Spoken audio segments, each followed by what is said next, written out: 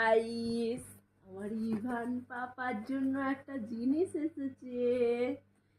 এটাকে খুলি।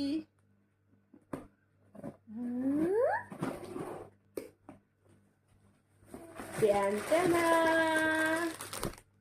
ফিটার পরিষ্কার করার।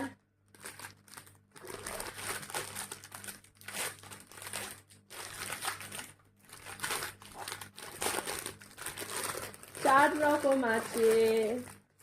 এইরকম একটা ছিল, ডোম জুড়ে রেখে এসেছি। এইটা চার রকম। 1 2